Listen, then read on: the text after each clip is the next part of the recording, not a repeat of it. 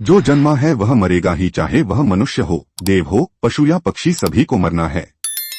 ग्रह और नक्षत्रों की भी आयु निर्धारित है और हमारे इस सूर्य की भी। पुनर्जन्म की धारणा सिर्फ भारत के धर्मों में ही पाई जाती है, जबकि पश्चिम के धर्म इस सिद्धांत को नहीं मानते हैं।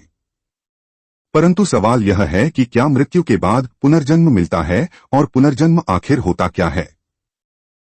30 सेकंड में अगला जन्म। उपनिषदों के अनुसार एक क्षण के कई भाग कर दीजिए, उससे भी कम समय में आत्मा एक शरीर छोड़ तुरंत दूसरे शरीर को धारण कर लेता है।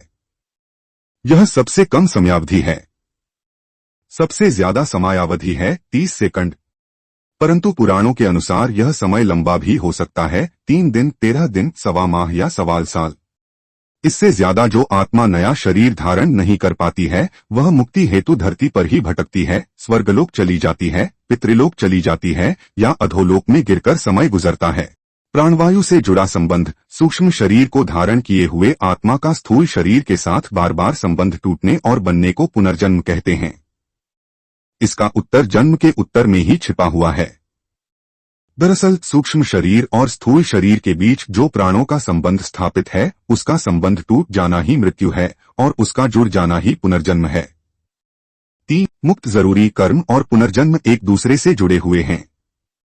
कर्मों के फल के भोग के लिए ही पुनर्जन्म होता है तथा पुनर्जन्म के कारण फिर नए कर्म संग्रहित होते हैं। इस प्रकार पुनर्जन्म के 2 उद्देश्य हैं। पहला, यह कि मनुष्य अपने जन्मों के कर्मों के फल का भोग करता है, जिससे वह उनसे मुक्त हो जाता है। दूसरा, यह कि इन भोगों से अनुभव प्राप्त करके नए जीवन में इनके सुधार का उपाय करता है, जिससे बार बार जन्म लेकर जीवात्मा विकास की ओर निरंतर बढ़ती जाती है तथा अंत में अपने संपूर्ण कर्मों द्वारा जीवन का क्षय करके मुक्तावस्था को प्राप्त होती है। दूसरे जन्म की जाति पुनर्जन्म के बाद मिलती है, कौन सी योनि, यह सभी सोचते होंगे। जन्म को जाति भी कहा जाता है। जैसे उदाहरणार्थ वनस्पति जाति, पशु जाति, पक्षी जाति और मनुष्य जाति। कर्मों के अनुसार जीवात्मा जिस शरीर को प्राप्त होता है वह उसकी जाति कहलाती है। यदि अच्छे कर्म किए हैं तो कम से कम मनुष्य से नीचे की जाति नहीं मिलेगी। बुरे कर्म किए हैं तो कोई गारंटी नहीं।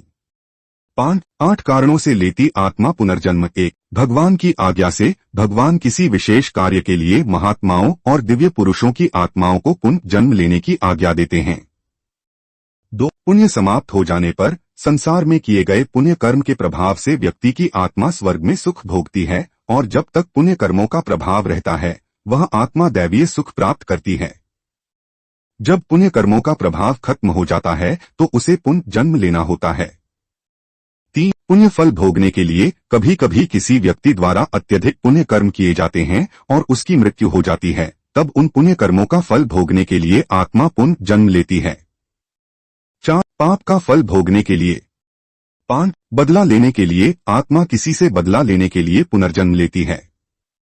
यदि किसी व्यक्ति को धोखे से, कपट से या अन्य किसी प्रकार की यातना देकर मार दिया जाता है तो वह आत्मा पुनर्जन्म अवश्य लेती है। 6. बदला चुकाने के लिए। 7. अकाल मृत्यु हो जाने पर। 8. अपूर्ण साधना को पूर्ण करने के लिए। इस तरीके से जाने आप अपना पिछला जन्म। इसे जाति स्मरण का प्रयोग कहते हैं। इसके बारे में तो आपने पढ़ा ही होगा।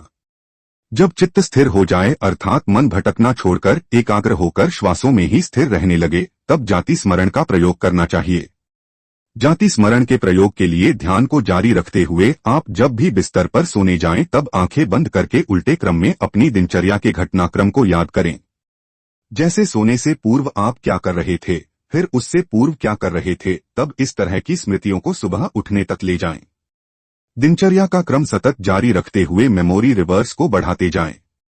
ध्यान के साथ इस जाति स्मरण का अभ्यास जारी रखने से कुछ माह बाद जहां मेमोरी पावर बढ़ेगा, वहीं नए नए अनुभवों के साथ पिछले जन्म को जानने का द्वार भी खुलने लगेगा। जैन धर्म में जाति स्मरण के ज्ञान पर विस्तार से उल्लेख मिलता है। इसके अलावा योग में अष्टसिद्धि के अलावा अन्य 40 प्रकार की सिद्धियों का वर्णन मिलता है। उनमें से ही एक है पूर्वजन्म ज्ञान सिद्धि योग। इस योग की साधना करने से व्यक्ति को अपने अगले पिछले सारे जन्मों का ज्ञान होने लगता है। यह साधना कठिन जरूर है, लेकिन योगाभ्यासी के लिए सरल है। सम्मोहन क्रिया से भी पिछला जन्म जाना जा सकता है। मरने के बाद कौन कहां चला जाता है, यजुर्वेद में कहा गया है कि शरीर छोड़ने के पश्चात जिन्होंने तपध्यान किया है वे ब्रह्मलोक चले जाते हैं, अर्थात ब्रह्मलीन हो जाते हैं। कुछ सत्कर्म करने वाले भक्तजन स्वर्ग चले जाते हैं।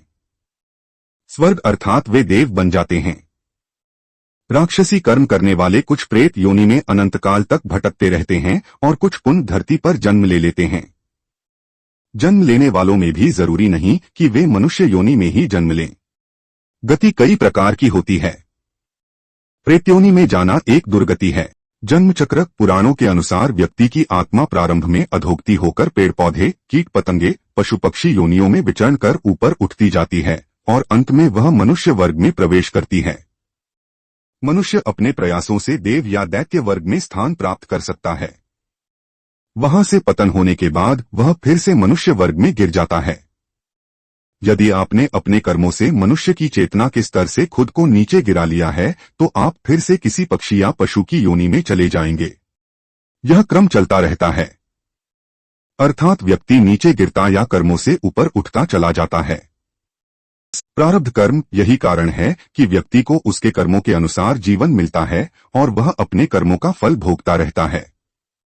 यही कर्मफल का सिद्धांत है। प्रारब्ध का अर्थ ही है कि पूर्व जन्म अथवा पूर्व काल में किए हुए अच्छे और बुरे कर्म जिसका वर्तमान में फल भोगा जा रहा हो। विशेषतया इसके दो मुख्य भेद हैं कि संचित प्रारब्ध जो पूर्व जन्मों के कर्मों के फलस्वरूप होता है और क्रियमान प्रारब्ध जो इस जन्म में किए हुए कर्मों के फलस्वरूप होता है। इसके अलावा अनिच्छा प्रारब्ध, परेच्छा प्रारब्ध और स्वेच्छा प्रारब्ध नाम के 3 गौण भेद भी हैं। प्रारब्ध कर्मों के परिणाम को ही कुछ लोग भाग्य और किस्मत का नाम दे देते हैं। पूर्व जन्म और कर्मों के सिद्धांत को समझना जरूरी है। हाँ, भगवद गीता के अनुसार मृत्यु के बाद पुनर्जन्म होता है और यह पुनर्जन्म व्यक्ति के कर्मों तथा मृत्यु के समय की चेतना पर आधारित होता है। जय श्री कृष्णा।